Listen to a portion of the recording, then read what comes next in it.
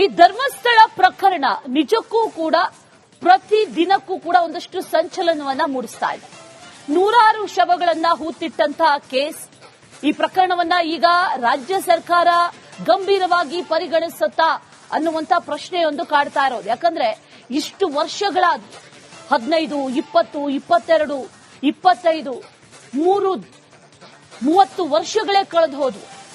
ಇನ್ನೂ ಕೂಡ ಮೀನಾಮೇಷ ಯಾಕೆ ಅನ್ನುವಂತ ಪ್ರಶ್ನೆ ಆ ಭಾಗದ ಜನರು ಕೇಳ್ತಾ ಇದ್ರೆ, ಮತ್ತೊಂದು ಕಡೆಯಲ್ಲಿ ಸರ್ಕಾರ ಇದನ್ನ ಗಂಭೀರವಾಗಿ ಪರಿಗಣಿಸುತ್ತಾ ಅನ್ನುವಂತ ಪ್ರಶ್ನೆ ಕೂಡ ಇದೆ. ಎಸ್ಐಟಿ ತನಿಖೆಗೆ ವಹಿಸೋದ್ರ ಬಗ್ಗೆ ಸರ್ಕಾರದಲ್ಲಿ ಈಗ ಗಂಭೀರವಾದಂತ ಚರ್ಚೆಗಳು ಕೂಡ ಆಗ್ತಾ ಇದೆ. ಎಸ್ಐಟಿಗೆ ವಹಿಸಬೇಕು ಅನ್ನುವಂತ ಈಗಾಗಲೇ ಒಂದಷ್ಟು ಮನವಿಗಳು ಕೂಡ ಕೇಳಿ ಬರ್ತಾ ಇರೋದು, ಜೊತೆಗೆ ಆಗ್ರಹ ಕೂಡ ಕೇಳಿ ಬರ್ತಾ ಇದೆ. ಕಾರಣ ಏನು ಅಂತಂದ್ರೆ, ಈಗಾಗಲೇ ನಡೆದಿರುವಂತಹ ಈ ಎಲ್ಲಾ ತನಿಖೆಗಳು ಏನಿದೆ ಇದರಲ್ಲಿ ಯಾವುದರಲ್ಲೂ ಕೂಡ ನಂಬಿಕೆ ಇಲ್ಲ ಅನ್ನೋದನ್ನ ಹೇಳಲಾಗ್ತಾ ಇದೆ. ಹಾಗಾಗಿ ಎಸ್ಐಟಿ ತನಿಖೆ ಆಗಬೇಕು ಅನ್ನುವಂತ ಆಗ್ರಹ.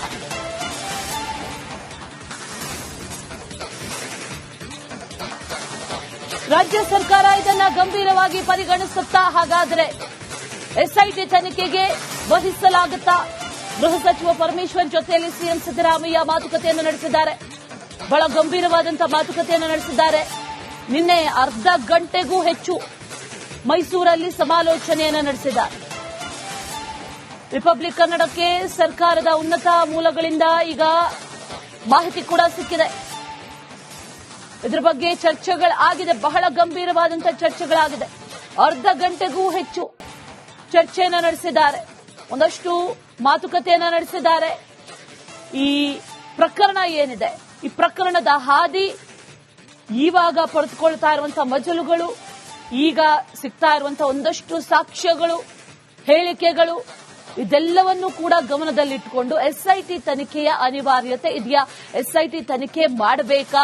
ಮಾಡೋದ್ರಿಂದ ಆಗುವಂತ ಪ್ರಯೋಜನಗಳೇನು? ಇಷ್ಟು ವರ್ಷ ಆದಂತಹ ತನಿಖೆ, ಆ ತನಿಖೆಯ ರಿಪೋರ್ಟ್ ಎಲ್ಲವನ್ನೂ ಕೂಡ ತರಿಸಿಕೊಂಡು ಆ ನಂತರದಲ್ಲಿ ಎಸ್ಐಟಿ ತನಿಖೆ ಆಗಬೇಕಾ ಅನ್ನುವಂತ ವಿಚಾರಕ್ಕೆ ಈಗ ಗೃಹ ಸಚಿವರು ಹಾಗೂ ಸಿಎಂ ಸಭೆಯನ್ನ ನಡೆಸಿದ್ರು, ಚರ್ಚೆಯನ್ನ ನಡೆಸಿದ್ರು. ಅರ್ಧ ಗಂಟೆಗೂ ಹೆಚ್ಚು ಕಾಲ ಮಾತುಕತೆಯನ್ನ ನಡೆಸಿದ್ದಾರೆ. ಈ ಧರ್ಮಸ್ಥಳ ಪ್ರಕರಣ ನಿಜಕ್ಕೂ ಕೂಡ ಪ್ರತಿ ದಿನಕ್ಕೂ ಕೂಡ ಒಂದಷ್ಟು ಸಂಚಲನವನ್ನ ಮೂಡಿಸ್ತಾ ಇದೆ. ನೂರಾರು ಶವಗಳನ್ನ ಹೂತಿಟ್ಟಂತಹ ಕೇಸ್.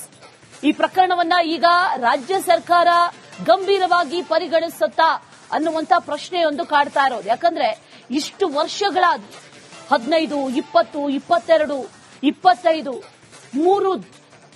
30 ವರ್ಷಗಳೇ ಕಳೆದು ಹೋದ್ವು. ಇನ್ನೂ ಕೂಡ ಮೀನಾಮೇಷ ಯಾಕೆ ಅನ್ನುವಂತ ಪ್ರಶ್ನೆ ಆ ಭಾಗದ ಜನರು ಕೇಳ್ತಾ ಇದ್ರೆ, ಮತ್ತೊಂದು ಕಡೆಯಲ್ಲಿ ಸರ್ಕಾರ ಇದನ್ನ ಗಂಭೀರವಾಗಿ ಪರಿಗಣಿಸುತ್ತಾ ಅನ್ನುವಂತ ಪ್ರಶ್ನೆ ಕೂಡ ಇದೆ. ಎಸ್ಐಟಿ ತನಿಖೆಗೆ ವಹಿಸೋದ್ರ ಬಗ್ಗೆ ಸರ್ಕಾರದಲ್ಲಿ ಈಗ ಗಂಭೀರವಾದಂತಹ ಚರ್ಚೆಗಳು ಕೂಡ ಆಗ್ತಾ ಇದೆ. ಎಸ್ಐಟಿಗೆ ವಹಿಸಬೇಕು ಅನ್ನುವಂತ ಈಗಾಗಲೇ ಒಂದಷ್ಟು ಮನವಿಗಳು ಕೂಡ ಕೇಳಿ ಬರ್ತಾ ಇರೋದು, ಜೊತೆಗೆ ಆಗ್ರಹ ಕೂಡ ಕೇಳಿ ಬರ್ತಾ ಇದೆ. ಕಾರಣ ಏನು ಅಂತಂದ್ರೆ, ಈಗಾಗಲೇ ನಡೆದಿರುವಂತಹ ಈ ಎಲ್ಲಾ ತನಿಖೆಗಳು ಏನಿದೆ ಇದರಲ್ಲಿ ಯಾವುದರಲ್ಲೂ ಕೂಡ ನಂಬಿಕೆ ಇಲ್ಲ ಅನ್ನೋದನ್ನ ಹೇಳಲಾಗ್ತಾ ಇದೆ. ಹಾಗಾಗಿ ಎಸ್ಐಟಿ ತನಿಖೆ ಆಗಬೇಕು ಅನ್ನುವಂತ ಆಗ್ರಹ.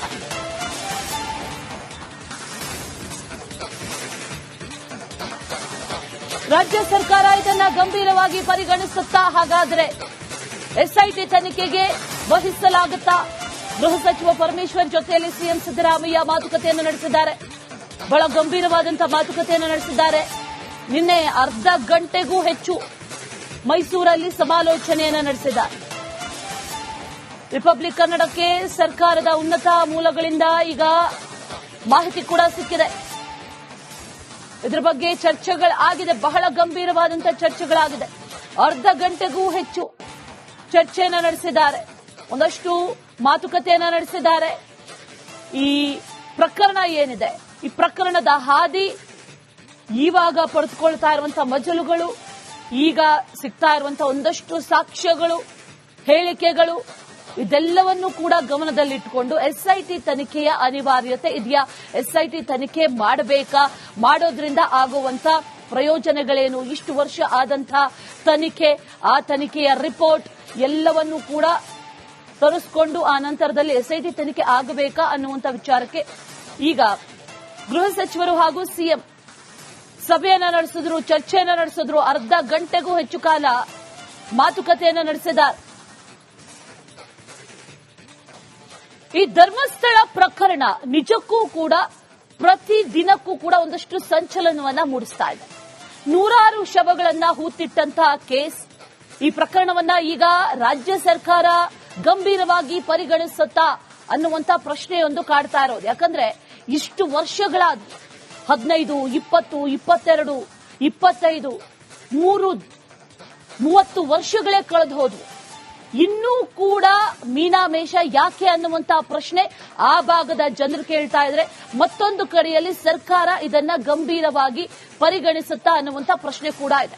ಎಸ್ಐಟಿ ತನಿಖೆಗೆ ವಹಿಸೋದ್ರ ಬಗ್ಗೆ ಸರ್ಕಾರದಲ್ಲಿ ಈಗ ಗಂಭೀರವಾದಂತ ಚರ್ಚೆಗಳು ಕೂಡ ಆಗ್ತಾ ಇದೆ. ಎಸ್ಐಟಿಗೆ ವಹಿಸಬೇಕು ಅನ್ನುವಂತ ಈಗಾಗಲೇ ಒಂದಷ್ಟು ಮನವಿಗಳು ಕೂಡ ಕೇಳಿ ಬರ್ತಾ ಇರೋದು, ಜೊತೆಗೆ ಆಗ್ರಹ ಕೂಡ ಕೇಳಿ ಬರ್ತಾ ಇದೆ. ಕಾರಣ ಏನು ಅಂತಂದ್ರೆ, ಈಗಾಗಲೇ ನಡೆದಿರುವಂತಹ ಈ ಎಲ್ಲಾ ತನಿಖೆಗಳು ಏನಿದೆ ಇದರಲ್ಲಿ ಯಾವುದರಲ್ಲೂ ಕೂಡ ನಂಬಿಕೆ ಇಲ್ಲ ಅನ್ನೋದನ್ನ ಹೇಳಲಾಗ್ತಾ ಇದೆ. ಹಾಗಾಗಿ ಎಸ್ಐಟಿ ತನಿಖೆ ಆಗಬೇಕು ಅನ್ನುವಂತ ಆಗ್ರಹ.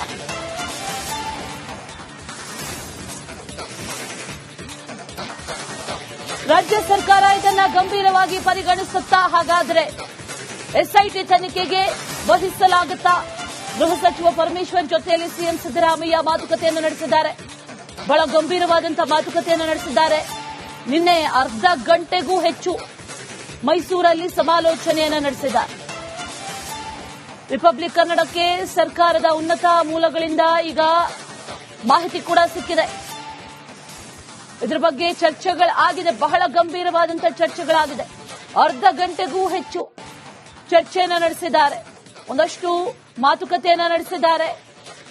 ಈ ಪ್ರಕರಣ ಏನಿದೆ, ಈ ಪ್ರಕರಣದ ಹಾದಿ, ಈವಾಗ ಪಡೆದುಕೊಳ್ತಾ ಇರುವಂತಹ ಮಜಲುಗಳು, ಈಗ ಸಿಗ್ತಾ ಇರುವಂತಹ ಒಂದಷ್ಟು ಸಾಕ್ಷ್ಯಗಳು, ಹೇಳಿಕೆಗಳು, ಇದೆಲ್ಲವನ್ನೂ ಕೂಡ ಗಮನದಲ್ಲಿಟ್ಟುಕೊಂಡು ಎಸ್ಐಟಿ ತನಿಖೆಯ ಅನಿವಾರ್ಯತೆ ಇದೆಯಾ? ಎಸ್ಐಟಿ ತನಿಖೆ ಮಾಡಬೇಕಾ? ಮಾಡೋದ್ರಿಂದ ಆಗುವಂತ ಪ್ರಯೋಜನಗಳೇನು? ಇಷ್ಟು ವರ್ಷ ಆದಂತಹ ತನಿಖೆ, ಆ ತನಿಖೆಯ ರಿಪೋರ್ಟ್ ಎಲ್ಲವನ್ನೂ ಕೂಡ ತರಿಸಿಕೊಂಡು ಆ ನಂತರದಲ್ಲಿ ಎಸ್ಐಟಿ ತನಿಖೆ ಆಗಬೇಕಾ ಅನ್ನುವಂತ ವಿಚಾರಕ್ಕೆ ಈಗ ಗೃಹ ಸಚಿವರು ಹಾಗೂ ಸಿಎಂ ಸಭೆಯನ್ನ ನಡೆಸಿದ್ರು, ಚರ್ಚೆಯನ್ನ ನಡೆಸಿದ್ರು. ಅರ್ಧ ಗಂಟೆಗೂ ಹೆಚ್ಚು ಕಾಲ ಮಾತುಕತೆಯನ್ನು ನಡೆಸಿದ್ದಾರೆ. ಈ ಧರ್ಮಸ್ಥಳ ಪ್ರಕರಣ ನಿಜಕ್ಕೂ ಕೂಡ ಪ್ರತಿ ದಿನಕ್ಕೂ ಕೂಡ ಒಂದಷ್ಟು ಸಂಚಲನವನ್ನ ಮೂಡಿಸ್ತಾ ಇದೆ. ನೂರಾರು ಶವಗಳನ್ನ ಹೂತಿಟ್ಟಂತಹ ಕೇಸ್. ಈ ಪ್ರಕರಣವನ್ನ ಈಗ ರಾಜ್ಯ ಸರ್ಕಾರ ಗಂಭೀರವಾಗಿ ಪರಿಗಣಿಸುತ್ತಾ ಅನ್ನುವಂತ ಪ್ರಶ್ನೆಯೊಂದು ಕಾಡ್ತಾ ಇರೋದು. ಯಾಕಂದ್ರೆ ಇಷ್ಟು ವರ್ಷಗಳಾದ 15, 20, 22, 25, 30 ವರ್ಷಗಳೇ ಕಳೆದು ಹೋದ್ವು. ಇನ್ನೂ ಕೂಡ ಮೀನಾಮೇಷ ಯಾಕೆ ಅನ್ನುವಂತ ಪ್ರಶ್ನೆ ಆ ಭಾಗದ ಜನರು ಕೇಳ್ತಾ ಇದ್ರೆ, ಮತ್ತೊಂದು ಕಡೆಯಲ್ಲಿ ಸರ್ಕಾರ ಇದನ್ನ ಗಂಭೀರವಾಗಿ ಪರಿಗಣಿಸುತ್ತಾ ಅನ್ನುವಂತ ಪ್ರಶ್ನೆ ಕೂಡ ಇದೆ. ಎಸ್ಐಟಿ ತನಿಖೆಗೆ ವಹಿಸೋದ್ರ ಬಗ್ಗೆ ಸರ್ಕಾರದಲ್ಲಿ ಈಗ ಗಂಭೀರವಾದಂತ ಚರ್ಚೆಗಳು ಕೂಡ ಆಗ್ತಾ ಇದೆ. ಎಸ್ಐಟಿಗೆ ವಹಿಸಬೇಕು ಅನ್ನುವಂತ ಈಗಾಗಲೇ ಒಂದಷ್ಟು ಮನವಿಗಳು ಕೂಡ ಕೇಳಿ ಬರ್ತಾ ಇರೋದು, ಜೊತೆಗೆ ಆಗ್ರಹ ಕೂಡ ಕೇಳಿ ಬರ್ತಾ ಇದೆ. ಕಾರಣ ಏನು ಅಂತಂದ್ರೆ, ಈಗಾಗಲೇ ನಡೆದಿರುವಂತಹ ಈ ಎಲ್ಲಾ ತನಿಖೆಗಳು ಏನಿದೆ ಇದರಲ್ಲಿ ಯಾವುದರಲ್ಲೂ ಕೂಡ ನಂಬಿಕೆ ಇಲ್ಲ ಅನ್ನೋದನ್ನ ಹೇಳಲಾಗ್ತಾ ಇದೆ. ಹಾಗಾಗಿ ಎಸ್ಐಟಿ ತನಿಖೆ ಆಗಬೇಕು ಅನ್ನುವಂತ ಆಗ್ರಹ.